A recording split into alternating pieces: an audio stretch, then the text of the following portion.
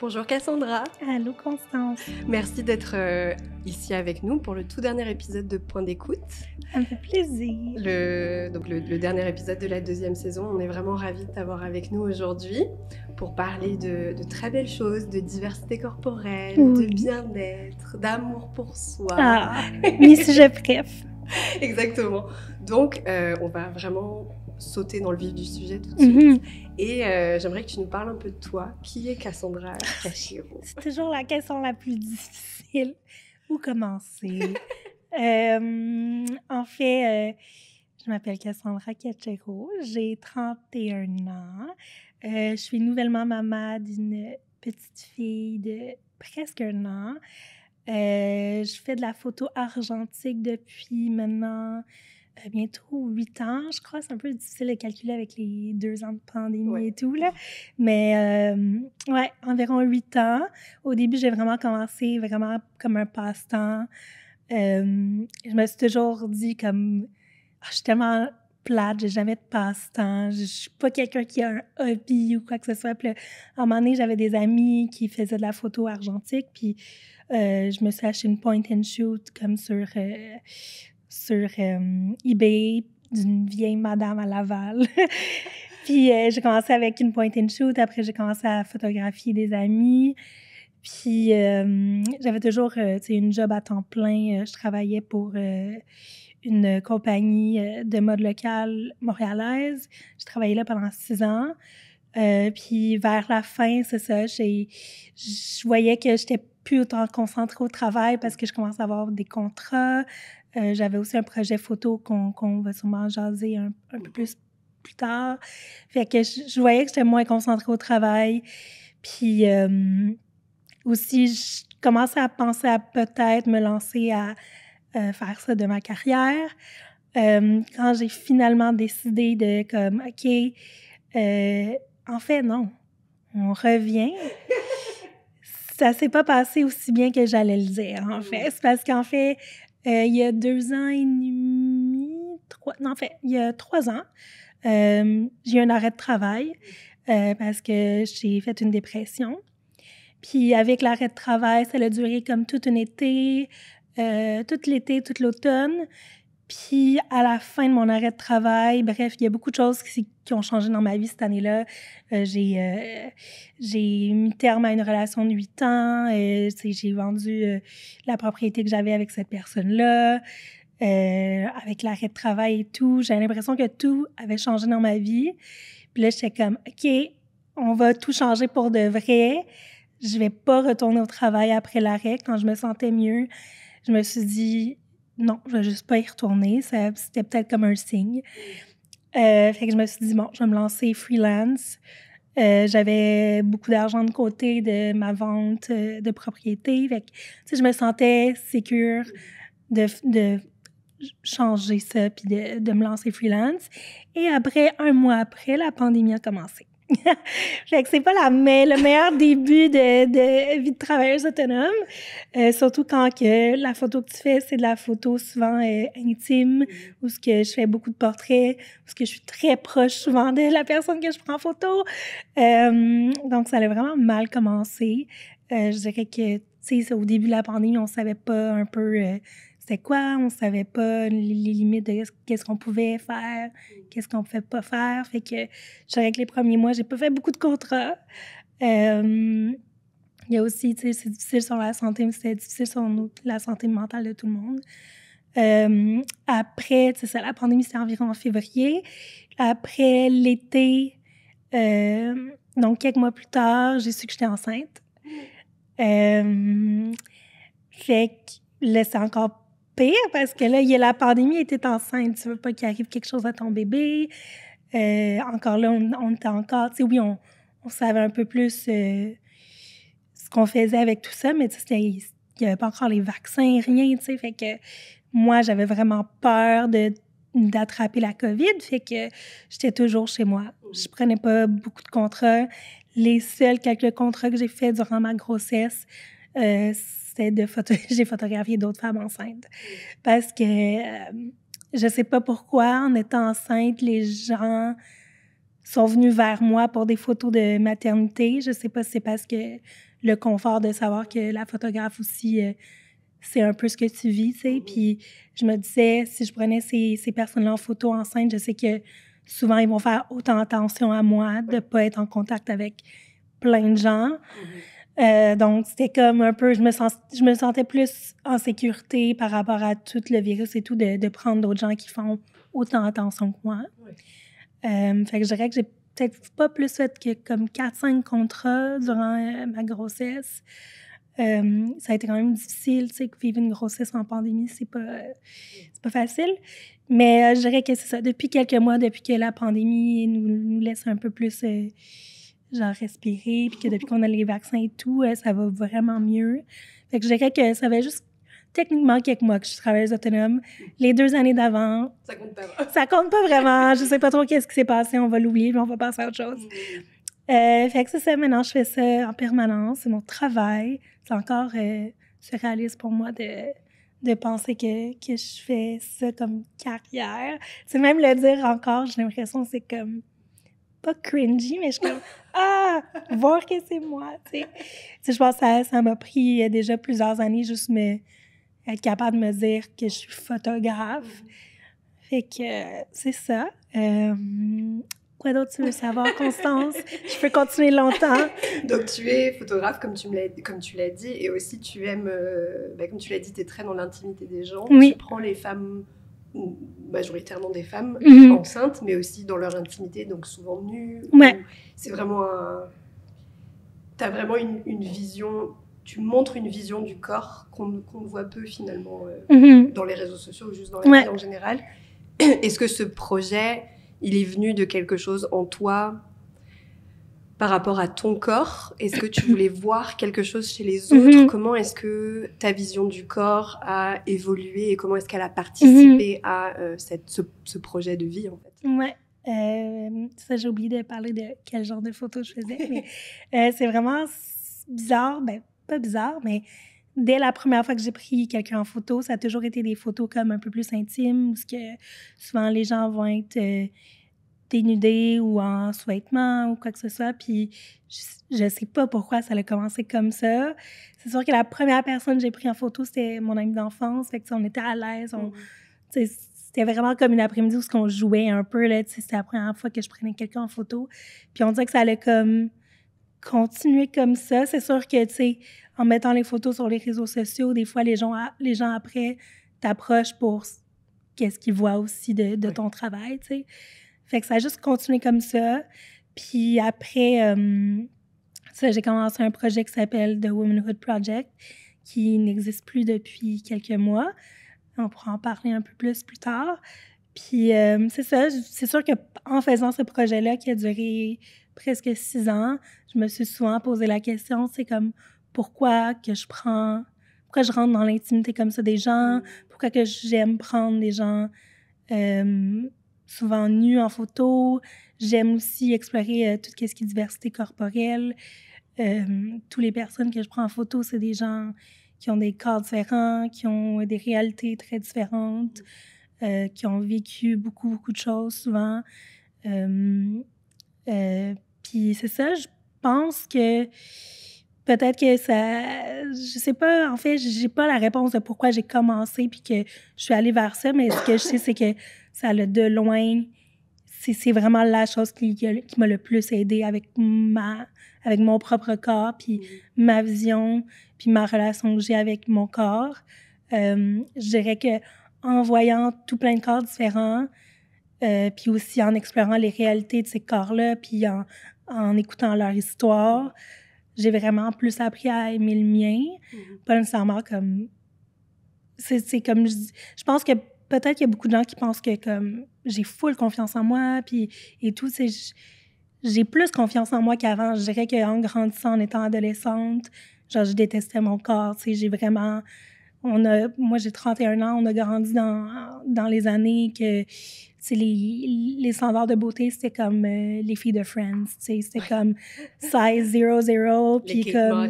C'est ça, exact, puis j'ai jamais ressemblé à ça, tu sais, puis moi, j'avais une poitrine, genre une cup C à genre 13 ans, tu sais, comme... J'ai toujours été la la personne qui a le plus de courbes dans la classe, tu sais, comme...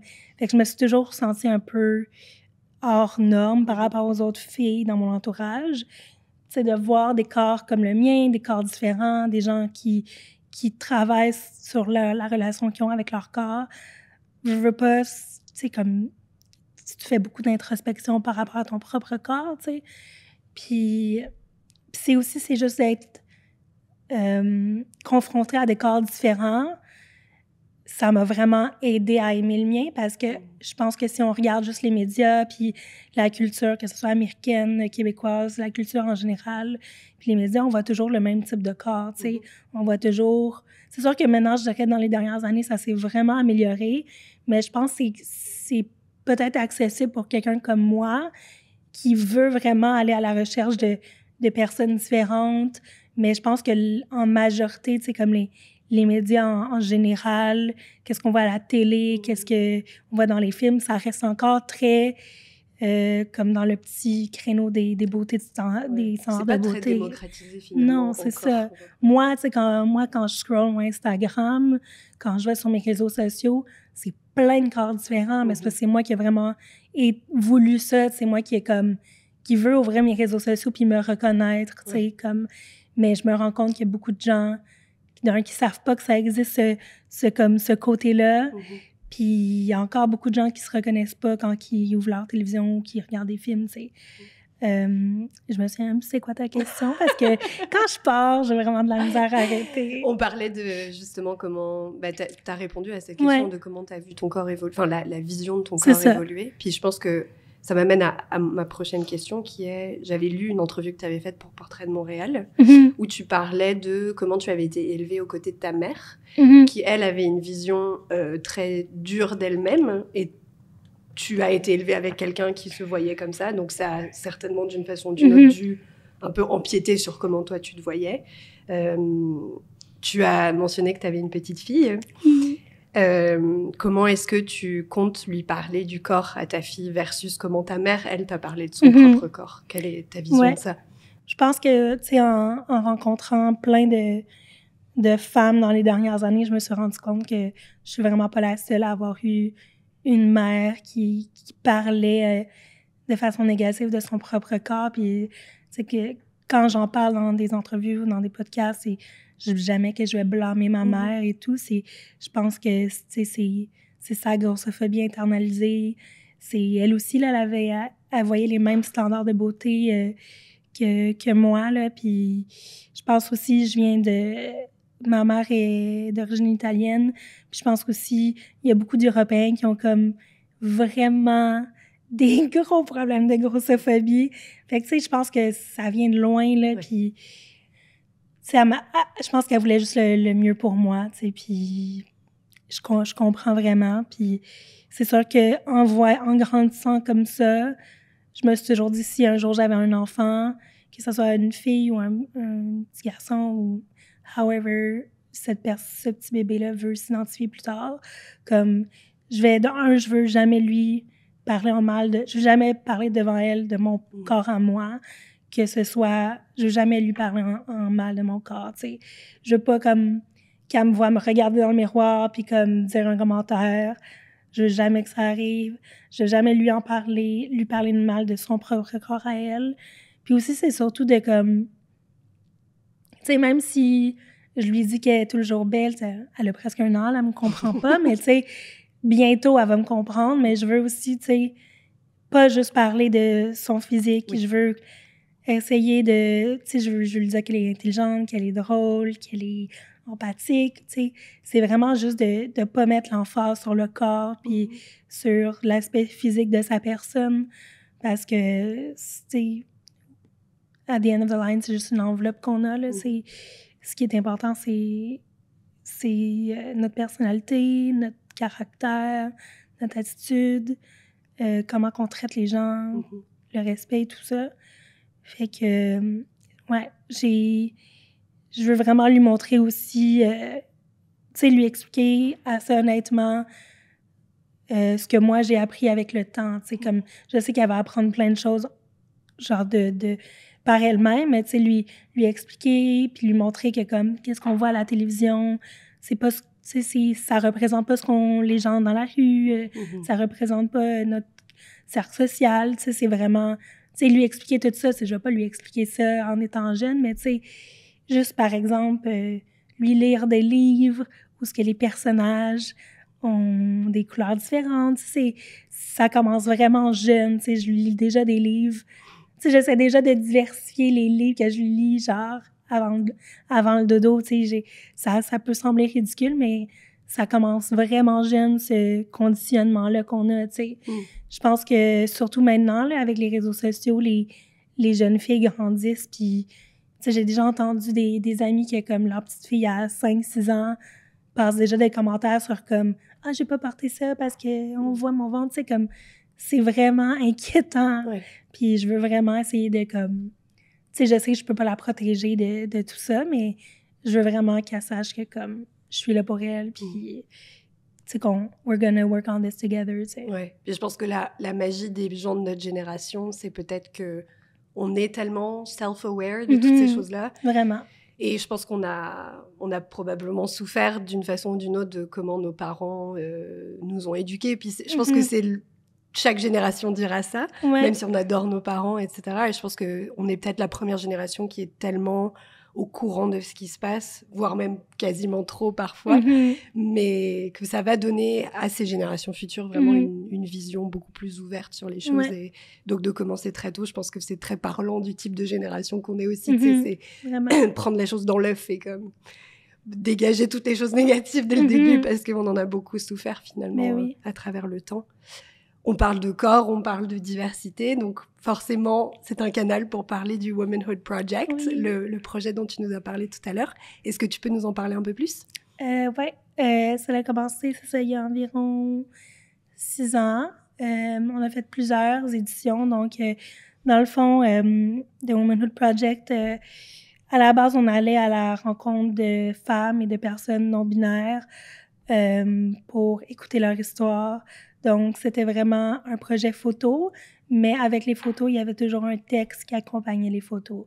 Donc, c'est vraiment important pour nous que les gens se sentent à l'aise d'écrire leur texte à eux. On leur disait toujours, tu peux écrire un essai, tu peux écrire un poème. Au début, la première édition qu'on a fait, on voulait se concentrer sur des sujets en particulier. Donc, la première année, il y a un texte, mettons, qu'on a rencontré une femme, elle parle de ses troubles alimentaires. Une autre femme parle de son poil. Mais après la première année, on s'est rendu compte que comme ces femmes-là avaient plus de choses à dire. Souvent, on pouvait pas les faire écrire un texte sur un certain sujet. Donc, après les années, on voulait juste qu'ils se laissent aller, qu'ils parlent de leur corps, que ça soit... Des fois, ils parlaient de... Par exemple, une agression qu'ils ont eue, c'était vraiment juste... C'était comme une petite thérapie aussi pour eux. Fait que c'était toujours un texte qui accompagnait des photos. Donc, nous, on allait à l'encontre à chaque année de plusieurs femmes. La première édition, on était un peu... on savait pas dans quoi on s'embarquait. Je pense qu'on a rencontré comme 20 quelques participantes. Ah oui, quand même. Aucun sens. C'est beaucoup. Aucun sens. Les premières, je me souviens, la première journée de shoot, on a pris en photo 3 participantes, puis à la fin de la journée, on était comme sur le bord du trottoir à pleurer parce que, je veux pas, c'est quand même intense émotionnellement d'écouter, parce que quand on allait à leur rencontre, qu'ils comprenaient les photos, ils nous parlaient un peu de qu'est-ce qui s'est passé dans leur vie, aussi on parlait de quoi qu'ils voulaient jaser dans le texte et tout. Fait que souvent, ça ressemblait un peu à comme des therapy sessions, c'est sûr. Puis, fait que c'est très emotionally draining pour nous. Ouais. Fait qu'à la deuxième année, on était comme, OK, on va prendre moins de participantes cette année, on va mieux gérer nos trucs, tu sais. Puis on savait même pas qu'on allait faire une deuxième édition, tu sais, comme nous, on pensait que ça allait être un one-shot deal, puis comme, finalement, on a fait 5 éditions, fait que comment que ça fonctionnait, c'est à chaque été, on allait... c'est ça, on rencontrait les participantes qui souvent nous contactaient sur les réseaux sociaux. Après la première année, on n'avait vraiment aucune misère à comme... Les gens venaient vraiment vers nous pour participer au projet, puis avec le temps, malheureusement, on devait dire non à certaines personnes. Mais on s'est vraiment rendu compte qu'il y avait vraiment beaucoup de gens voulaient parler de leur histoire, puis ça leur faisait du bien parce que juste la première édition, on a eu 70 DMs, tu sais. Puis dans ce temps-là, Sarah et moi, on n'était pas connus dans la scène artistique à Montréal, tu sais. Fait que d'approcher 2 personnes que tu connais même pas pour parler de tes deepest thoughts and troubles, ça veut vraiment dire que il y avait vraiment un manque de projets comme ça, puis d'espace sécuritaire c'est ça, exactement, où on pouvait développer ça. Exact. Fait que c'est ça, on allait à l'encontre à chaque été des participantes. C'est moi qui prenais les photos et ma collègue Sarah faisait la direction artistique. Puis au courant de l'année, fait que de septembre à comme début de l'été, toujours un portrait qui sortait à chaque 2 semaines sur notre site web. Fait qu'on avait fait ça pendant 5 années, 5 éditions. À travers ça, on a beaucoup appris, comme je disais, individuellement sur notre façon de voir notre corps. Je dis toujours que j'ai grandi énormément avec ce projet-là. J'ai vraiment évolué en tant que femme, en tant que personne. Je peux dire que je serais vraiment pas à la même place dans ma vie sans ces années-là. Avec le projet, on a eu la chance d'être featured dans genre plein d'articles à l'international. Il s'est passé tellement de choses à travers les années. C'est jamais... Tu sais, oui, on voulait ces choses-là, on a travaillé tellement fort, mais à chaque fois qu'il arrivait quelque chose de gros, on était comme, mais voyons donc, ça nous arrive à nous, tu sais, comme... Je pense que ça veut dire que les gens cherchaient vraiment ce genre de projet-là. Je pense que c'était vraiment un manque. Puis je pense qu'à travers les années aussi, on a vu plus de petits projets comme ça ressortir de Montréal puis à l'international aussi. Puis ça fait du bien maintenant de voir que plusieurs projets touchent la diversité corporelle, touchent plus les histoires des femmes et tout ça, tu sais. Puis je pense aussi qu'en général, tout ce qui est... body neutrality, positivity, ça a vraiment comme explosé sur les réseaux sociaux dans les dernières années, tu sais. Puis ça fait du bien. Puis comme, je sais plus si tu l'as mentionné, mais les photos que tu faisais avec Sarah, c'était aussi des personnes qui étaient quasiment nues ou... Encore une fois, on rentrait vraiment dans le domaine de l'intimité, donc c'était pas juste des portraits habillés, non, c'était vraiment... c'est ça, on allait... Si on pouvait, c'était toujours chez la personne. Je dirais que 90% du temps, c'était vraiment chez eux. Sinon, on s'arrangeait autrement. Tu sais, si la personne avait des colocs ou quoi que ce soit, c'était chez moi ou chez Sarah. Puis c'est ça, c'était vraiment de rentrer dans leur intimité, que ça soit, tu sais, émotionnel, personnel, mais aussi, tu sais, ces personnes se mettaient à nu devant nous. Tu sais, souvent, après même pas une demi-heure, la personne était déjà en sous-vêtements. Puis je pense que ces personnes étaient vraiment prêtes à s'ouvrir à nous parce que souvent, les gens nous disaient... « Oh mon Dieu, j'ai jamais dit ça à mes amis. » Puis ça se passait quand même assez rapidement. Là. Souvent, après quelques minutes, on parlait de choses vraiment intenses, vraiment profondes. Mais je pense qu'on était... C'est ça, comme tu dis, un espace sécuritaire pour eux. Puis surtout après les années, les gens savaient un peu ce qu'on faisait, connaissaient le projet... connaissais un peu. Vous avez fait vos preuves aussi là-dedans, quoi. Oui, c'est ça. C'est sûr que la première année, c'était drôle. Tu sais, je me souviens encore d'une participante à la fin du shoot. était comme... j'avais vraiment peur là, de vous rencontrer. C'est comme, je pense qu'elle le faisait parce qu'elle en avait envie, elle en avait besoin. Elle était comme... Tu sais, là, je savais pas... je savais pas si vous alliez être des creeps. Des creeps! C'est quand même gentil d'aller chez quelqu'un qu'on connaît pas puis leur demander de se mettre pratiquement tout nu, tu sais, comme... Mais elle a eu le courage aussi de se dire, bon, je tente ma chance, peut-être. Exact, mais après la première année, je pense que les gens savaient un peu t'es qui. C'est un peu moins inquiétant.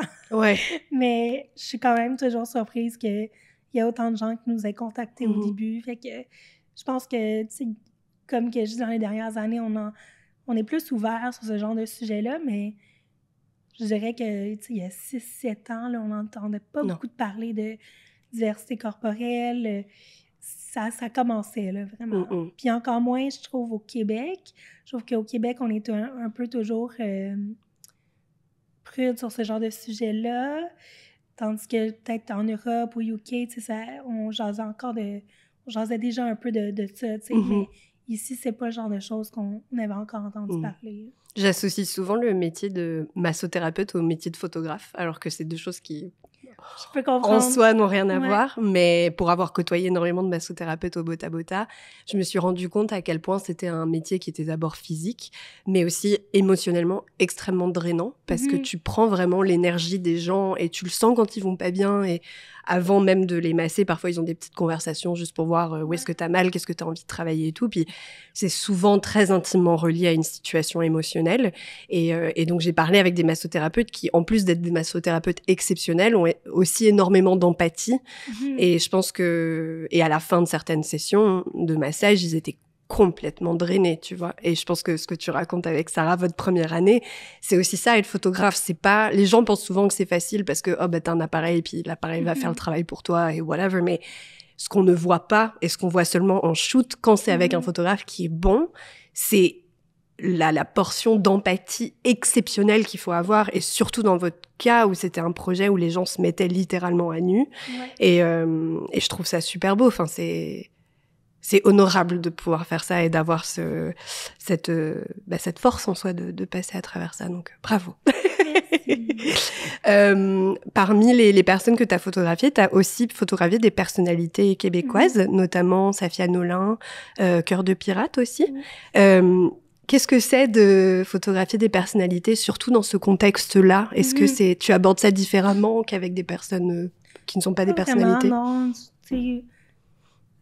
c'est des personnes comme nous, là. Ouais. Puis qui ont chacun des vécus différents, des réalités différentes.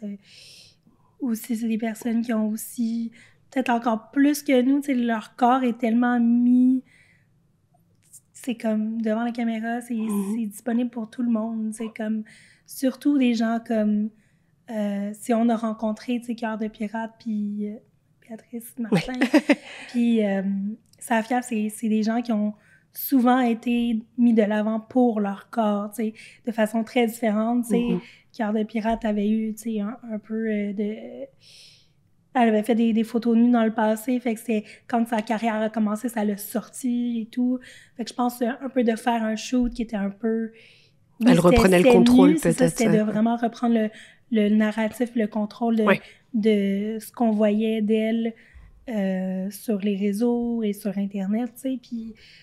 c'était vraiment intéressant aussi de lire son texte. On a beaucoup appris sur ses troubles alimentaires et tout. Puis ça fait juste du bien aussi de voir ces personnes-là, ces personnalités publiques-là d'une façon très vulnérable. Je pense que c'est peut-être un rappel aussi pour beaucoup de gens que comme c'est des personnes comme toi et moi qui ont beaucoup de tu sais, qui ont une vie, qui ont un passé, qui ont peut-être des troubles alimentaires comme nous, tu sais.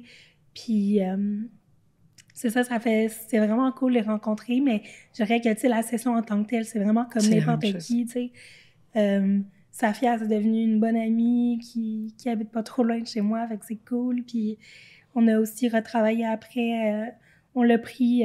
enfin, on a travaillé pour la première fois avec Safia pour son clip « Lesbian Breakup Song ». On a travaillé là-dessus avec le studio Bien à vous, qui existe encore, Bien à vous. Puis ça a vraiment été incroyable. C'est nous, en fait, qui avons fait le casting. Fait que toutes les femmes dans le clip, c'est nous on les a choisies et tout. Puis c'est des filles avec qui on avait déjà travaillé. C'est des femmes avec des corps différents, des personnes non-binaires. Il y avait aussi une personne trans, tu sais, fait que c'était vraiment incroyable de travailler sur ce projet-là. C'est de loin, j'ai des frissons. C'est un des plus beaux projets sur lesquels j'ai travaillé. Si tu écoutes le clip, tu peux totalement comprendre comment ça peut être magique de terminer sa journée en courant dans un champ nu avec comme 10 autres femmes. On l'a tout fait, en fait, même moi et Sarah. La seule personne qui restait, c'était comme la personne qui filmait. Fait que c'est vraiment, c'est comme le crew au complet s'est mis à nu. C'est assez impressionnant. Une symbiose incroyable, je pense. Tu peux pas dire souvent que t'as couru nu dans un champ avec tes collègues, genre aussi, mais avec des autres femmes. Ils ont toutes, genre, des corps différents. Tu sais, on était tous un peu gênés au début, mais tu sais, de juste... Tu tournes, puis t'as comme 10 autres femmes nues, mais on est toutes différentes. Ouais. Tu peux pas être gênée, là, tu sais, comme... On a toutes des courbes différentes, des couleurs de peau différentes, des dimples, des vergetures, c'est comme la cellulite, c'était vraiment empowering de voir ça. Aussi, je trouve ça vraiment important de mentionner que on pense que c'est la première fois que c'est arrivé au Québec. Le crew complet, c'était des femmes. Tout le monde. Fait que c'est vraiment encore un espace super sécuritaire. Fait que, ouais, les 2 journées de recording, que ce soit la journée en studio ou la journée qu'on est allé en nature, là, c'était vraiment... c'était quelque chose. Ouais. C'était vraiment de pouvoir... je m'excuse, je suis blingue puis j'oublie mes mots en français des fois, là, mais de pouvoir voir tout ça de l'extérieur, mais aussi de pouvoir d'en faire partie aussi. C'était vraiment impressionnant. Puis de voir le résultat final, c'était très émotionnel pour moi. Ouais. Très, très, très émotionnel. On savait aussi qu'en travaillant avec Safia, il allait sûrement avoir un peu de backlash. Il y en a eu, mais ce qui est beau, c'est qu'il y a eu tellement de positifs qui est ressorti de cette collaboration-là. De loin, beaucoup plus de choses positives que de backlash. Fait que, c'est surprenant. On s'attendait à vraiment qu'il y ait plus de négativité, plus de gens qui jugent. Ouais. Puis finalement, même les gens qui habituellement sont pas si ouverts que ça, nous écrivaient ou écrivaient à Safia comme « Oh mon Dieu, je me suis reconnue. » Genre, j'ai vu quelqu'un avec mon genre de corps à la télévision, dans un clip. Ça a vraiment fait du bien. Ça donne envie d'y être. Moi, j'ai envie d'aller courir nu, là. J'aurais envie de faire ça chaque été au moins une fois. Pour vrai, n'importe quelle personne devrait vivre une expérience comme ça un jour. Ouais. C'est vraiment libérateur. Puis ça fait vraiment du bien. Ouais. Vraiment. Ouais, ça doit. On va parler d'un autre projet aussi que tu as fait dans le cadre du Womanhood Project avec Sarah, dont tu as parlé. Donc, c'était du 12 juin au 21 septembre 2021. Tu as exposé au Musée des Beaux-Arts de Québec. Oui. Incroyable. Est-ce que tu peux nous parler de cette expérience en gros? C'est vraiment assez fou parce que c'est la dernière collaboration, on peut dire, qu'on a faite avec le projet. Fait que ça termine quand même assez bien 6 ans de projet commun avec une amie d'exposer au Musée des Beaux-Arts de Québec. Je pense que ça boucle bien la boucle. C'était vraiment très inattendu. En fait, juste avant la pandémie, on s'est fait inviter sur un panel d'une conférence au musée à Québec. C'était vraiment, vraiment intéressant comme panel. Je me souviens plus du sujet, mais ça parlait vraiment des arts et les femmes. Puis, c'est littéralement le jour avant que les restrictions ont commencé. C'est la dernière chose que j'ai faite avant la pandémie. Puis, il y a quelqu'un qui travaillait pour le musée qui était dans l'audience, qui était pleine. On avait sold out pour la conférence. C'était très stressant pour quelqu'un qui est quand même assez timide. J'étais vraiment, vraiment surprise. C'est ça, je pense qu'après la conférence, j'imagine qu'ils nous ont bien aimés. Puis, avec le temps, on a commencé, à jaser avec une des curatrices du musée. Après ça, il y a eu la pandémie. Les fermetures. Fait que, le musée a fermé pendant un certain temps. Fait que on a commencé à parler un peu de qu'est-ce que ça pourrait être, cette exposition-là. Tout a fermé. Puis on s'est fait dire « on va vous recontacter quand tout revient un peu à la normale. » Nous, on s'est dit genre « ça va jamais arriver. » là. On avait un peu fait le deuil de tout ça. Puis je pense 1 an et demi plus tard, 1 an, on s'est fait recontacter pour comme un peu remettre en marche l'idée de l'expo, puis travailler là-dessus. C'est vraiment le fun parce qu'on a vraiment travaillé comme du début à la fin sur la démarche avec l'expo.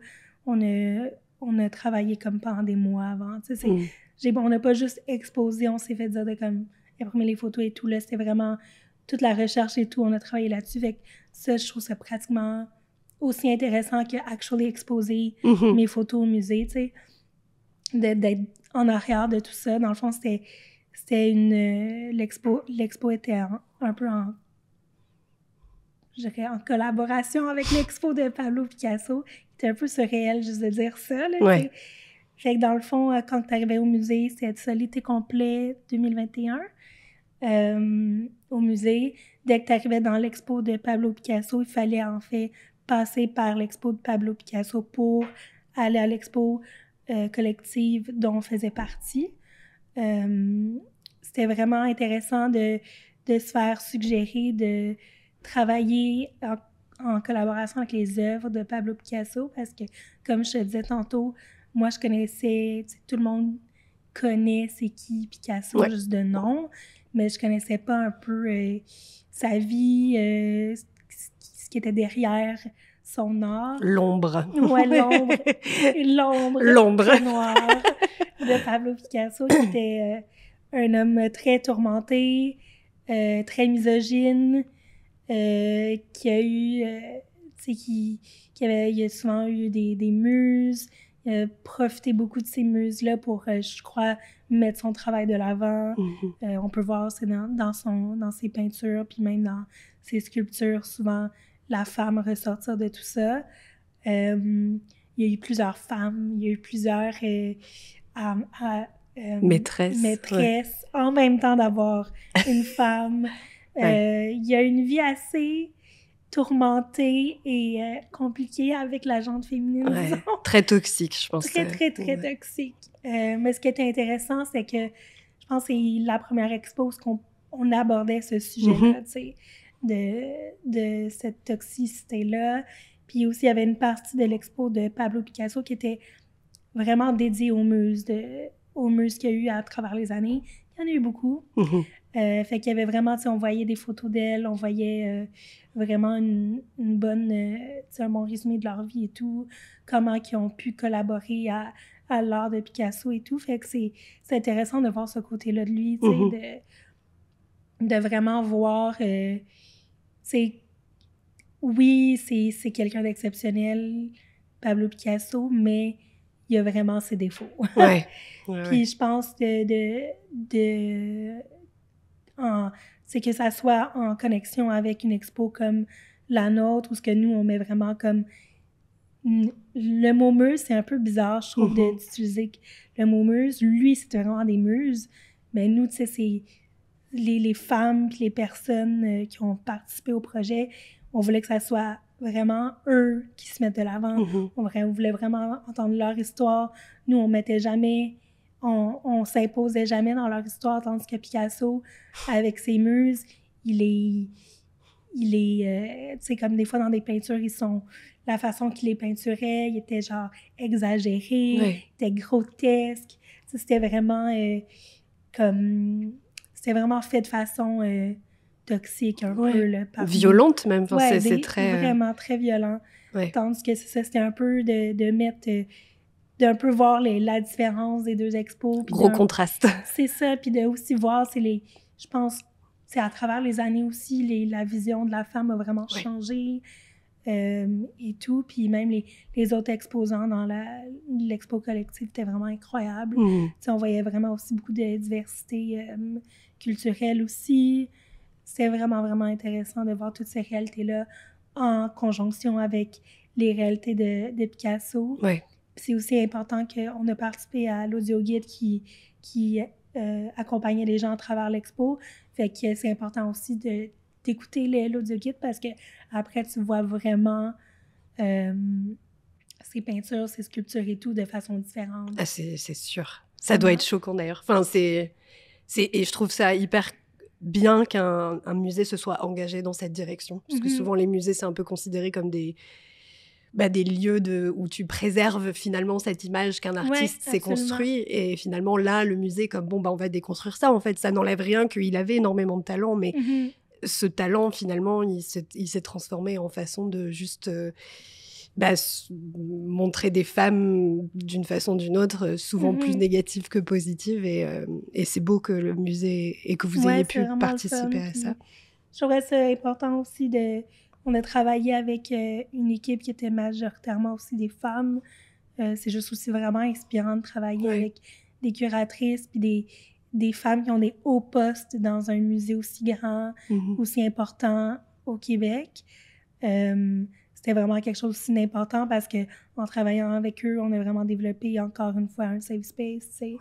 Puis on a développé des super belles relations avec eux. Puis, tu sais, pour te donner une idée à l'ouverture, genre, on a toutes pleuré à la fin de la journée, tu sais, parce que c'est vraiment quelque chose de très émotionnel de mettre de l'avant ces histoires-là, tu sais, comme... Puis c'est ça. C'était vraiment un beau moment pour... puis c'était vraiment un beau projet pour finir Womanhood. C'est un beau point final. Genre. Ouais, vraiment, vraiment. Est-ce que tu crois que le concept de bien-être est intimement lié à l'apparence physique? Ben ça en fait partie, c'est sûr. Je veux dire, quand on parle de bien-être, on peut penser aussi à comme le self-care et tout. Puis je pense que c'est important comme tu dis, aller se faire masser, de prendre soin de son, pas de son apparence, mais de sa peau, de son corps, de prendre du temps pour nous-mêmes. Mais je pense que le bien-être vient aussi avec, la santé mentale. C'est tellement une grande partie du bien-être. Pour être bien dans notre peau, il faut être bien aussi dans notre tête. Je pense qu'on l'a surtout vu avec les dernières années de pandémie. C'est important de prendre du temps pour soi, mais prendre aussi du temps pour être bien mentalement, que ce soit de la thérapie, que ce soit genre du yoga si ça te fait du bien, ou que ce soit aller te faire masser, prendre une journée au spa, c'est vraiment très intimement lié au bien-être, tout ça, Ouais. Puis en quoi est-ce que tu crois que c'est important qu'on voit de la diversité corporelle dans les médias actuellement? Pour vrai, ça change complètement nos vies, là, de voir de plus en plus de diversité à l'écran, là, que ça soit dans des téléséries, des films, n'importe où, là, la représentativité dans tout ça, ça change tout, là. Si j'avais été élevée en voyant à la télé des femmes avec des courbes, des filles qui sont plus petites, je mesure 4 pieds 11, puis je suis super ronde, comme tu voyais jamais ça à la télévision, puis si tu le voyais, ben on riait de ces personnes-là. Comme encore maintenant, c'est quelque chose qui arrive très souvent, les personnes grosses, s'ils sont dans un film, ben c'est toujours la meilleure amie du personnage principal. C'est toujours, on peut penser à des comédies où le personnage principal, c'est des personnes considérées obèses. Je n'aime pas ce mot-là, mais c'est comme, on rit de ça. T'sais. Ça va être genre le comic relief. C'est ça, exactement. C'est lui qui va faire des blagues dans le truc. T'imagines grandir en voyant des choses comme ça, à quel point que, sans même t'en rendre compte, ça ruine vraiment ta confiance en soi, en toi. Puis la confiance en soi, là, ça touche littéralement tous les aspects de ta vie. Je suis quelqu'un avec des énormes insécurités, puis je veux dire, ces insécurités-là touchent tous les aspects de ma vie, tu sais. Puis si au moins l'aspect physique, j'avais eu un petit comme sentiment d'appartenance à des gens que je voyais à l'écran, mais c'est sûr que ma vie aurait été complètement différente. C'est sûr, c'est sûr. On va travailler fort pour que ça continue, parce que je pense que de toute façon, ce que tu fais, t'es clairement dans la bonne voie pour montrer le chemin. Que ça soit, tu sais, j'essaie de faire ma part un peu, là, Puis pour moi, ça vient vraiment naturellement, comme... Puis quand je vois, par exemple, des photographes qui prennent toujours des corps similaires en photo, je trouve ça vraiment dommage, parce que c'est même pas de... C'est dommage pour le photographe, tu te mets vraiment comme... Dans une zone de confort absolue. Tu mets genre... c'est comme... You're missing out carrément, là, sur toi-même, ton aspect personnel de la vie, comment que tu pourrais évoluer à rencontrer des personnes différentes. mais aussi comme à quel point que ce que ton travail fait sûrement pas du bien à beaucoup de gens. C'est vraiment dommage. Quels sont tes projets futurs? Vaste question, ouais. J'imagine. Mais en ce moment, c'est ça. Je suis un peu en train de m'habituer au freelance life, à gérer tous mes contrats ici et là. J'aimerais vraiment ça, continuer à collaborer, faire des podcasts, collaborer avec des gens différents que ce qu'on voit dans les médias. Puis aussi, je fais un peu de modeling on the side. Oui, c'est vrai, on n'a pas parlé de ça, mais tu es mannequin aussi depuis assez récemment quand même. Oui, puis c'est ça, j'ai été signée à une agence qui s'appelle Details à Montréal. Puis ça, je le dis toujours, ça m'aide vraiment beaucoup d'être devant la caméra parce que ça m'aide à comprendre mes sujets à moi quand je les prends en photo. Ça m'aide à comprendre l'inconfort des fois qu'on peut avoir devant une caméra. C'est ça, je trouve ça important de comme comprendre ce qu'eux vivent. Puis je suis quelqu'un qui est extrêmement empathique, des fois un peu trop. Fait que c'est un peu aussi cette empathie-là de comme comprendre ton sujet, tu sais, puis de te mettre à sa place aussi des fois. Puis ça aide aussi beaucoup mon estime personnelle. Puis ça m'aide aussi à être confrontée à moi-même, tu sais, à comme... Des fois, je vois des photos de moi, puis je suis comme, ah mon, tu sais, à première vue, je les aime pas. Mais c'est un peu de travailler là-dessus, c'est comme... Des fois, maintenant, tu m'as déjà pris en photo, puis je me rends compte qu'il y a certaines photos que je trouve belles de moi. Il y a 2 ans, je sais si j'avais vu cette photo-là, je me serais trouvée dégueulasse.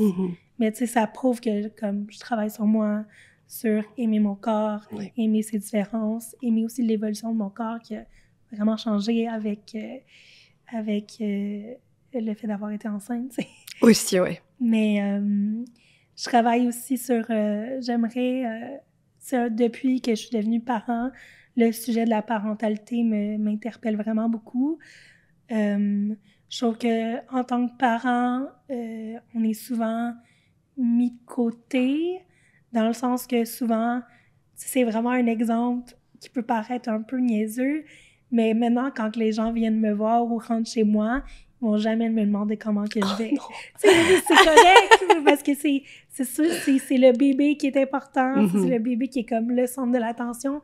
Don't get me wrong, genre, je comprends, elle est tellement mignonne, puis tous les bébés le sont, mais tu sais, c'est important comme je trouve que c'est important de parler de c'est quoi devenir parent, tous les aspects de la parentalité, tout ce qui vient avec. Je trouve que c'est vraiment un événement très spécial dans une vie. C'est quelque chose qui arrive, même si tu es enceinte pendant 9 mois, ça arrive vraiment du jour au lendemain. Puis tu es souvent un peu lancé là-dedans. Puis c'est assez spécial comme événement d'une vie. C'est ça, j'ai justement un petit meeting cette semaine avec la personne avec qui je veux faire ce projet-là pour... ça parlerait de parentalité, il va y avoir des photos, peut-être aller à l'encontre de parents et tout, différents. C'est ça. C'est beau. On te souhaite que ça fonctionne. C'est encore très basic comme idée, mais je veux vraiment développer ça dans les prochains mois. C'est vraiment un sujet qui je pense qu'on doit plus en parler. Puis je pense que tu as fait preuve d'assez de créativité dans le passé, dans tes projets, pour savoir qu'il va y avoir un tunnel de possibilités après, je pense. Est-ce que tu avais un dernier mot à partager avec nos auditeurs, un mot de fin? Où est-ce qu'on peut te trouver sur les réseaux sociaux aussi? Je sais pas pourquoi ça vient de me venir en tête, mais j'ai souvent des conversations récemment que il y a beaucoup de gens qui sont encore trouvent ça encore très tabou, la thérapie, puis à quel point que la thérapie c'est intimement lié au bien-être. Moi, je suis en thérapie depuis quelques années, puis ça a vraiment sauvé ma vie. Je pense que j'aimerais juste ça que les gens réalisent que c'est vraiment pas tabou d'aller voir un psychologue, ça l'aide vraiment beaucoup. Puis juste de comme... Il y a vraiment... Quand tu te sens seule, c'est vraiment difficile, mais il y a vraiment l'aide est là. Je sais que c'est difficile d'avoir un thérapeute au Québec en ce moment, mais il y a tellement de façons différentes de s'aider. C'est juste... T'es jamais toute seule, puis il peut toujours avoir quelqu'un là pour t'aider. Sinon, sur les réseaux sociaux, on peut me trouver c'est mon nom complet. Donc, c'est écrit Cassandra Cachero sur Instagram. On peut me trouver là-dessus. Mon site web, cassandra-cachero.com. Tout simple. Mais tout est là sur Instagram pour voir mon travail puis les projets qui s'en viennent. Super. Et Merci. une toute dernière question avant. Comme c'est la seule que je pose à tout le monde, quelle est ta propre définition du bien-être et comment est-ce que tu la vis au quotidien? Moi, pour vrai, le bien-être, c'est d'être heureuse. C'est de me lever le matin puis d'être heureuse puis de faire les efforts pour l'être. Ça peut être difficile, mais vraiment, moi, si je suis bien, je suis heureuse. Je veux dire, c'est vraiment la santé mentale, pour moi, c'est la chose la plus importante. Ouais. Comme je disais tantôt, oui, c'est important de prendre soin de son corps puis de l'extérieur, mais il faut vraiment prendre soin de l'intérieur aussi pour pouvoir prendre soin de l'extérieur après. Là, je pense que c'est vraiment plus important, la santé mentale en premier. Le reste va venir après. Wise words. Merci beaucoup, Cassandra. Merci à toi. À très bientôt et bonne chance avec tes projets.